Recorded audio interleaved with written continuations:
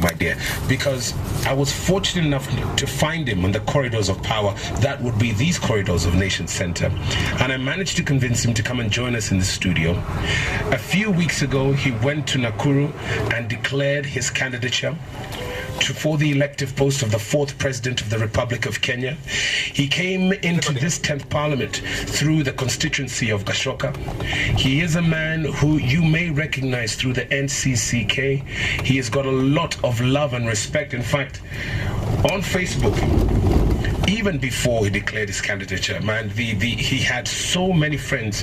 And you know what? This journey has just begun. We are proud to welcome into studio the Member of Parliament for Gashoka constituency and a candidate for the 4th President of the Republic of Kenya, Honorable Reverend Mutava Easyfm. Welcome to 21 Questions, sir. Yeah, thanks. Question 1.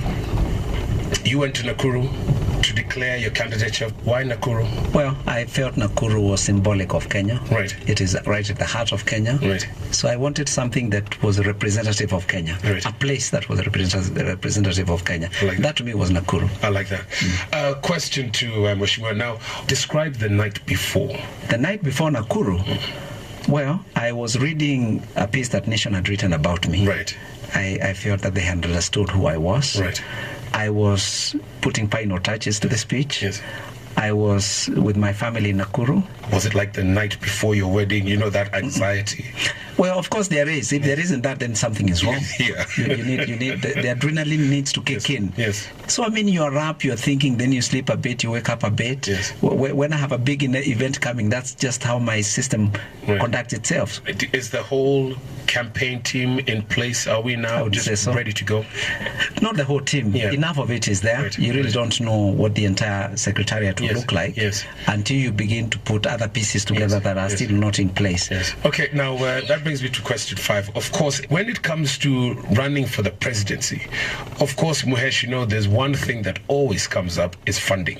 Where are we getting our funding from? My own team met the other day and came and they told me that I needed that kind of money. Right.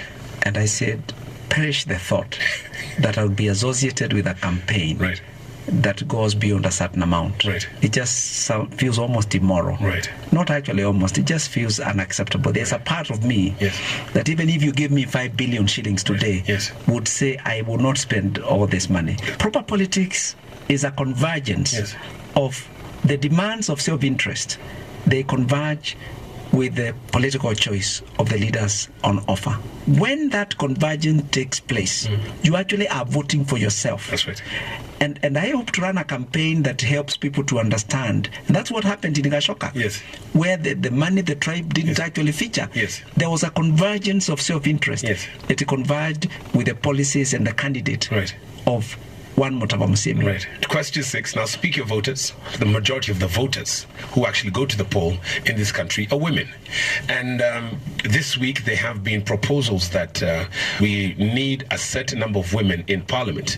There's now a very big debate of how do we get those women into Parliament. So we've got women who are the majority of the voters, are the ones who actually vote for the men. Well, I think what we have learned from experience, on a normal day, most women don't have as much chance as men do. But with regard to the proposal that 1 in every 4 counties, a constitution be set aside for a woman, I think you also want to make sure that you, in seeking to obey the constitution, you don't go against it. But I think the debate is valid, the debate is fair, it needs to be very vibrant. We need it. Oh yes, he is the Member of Parliament for Gashoka.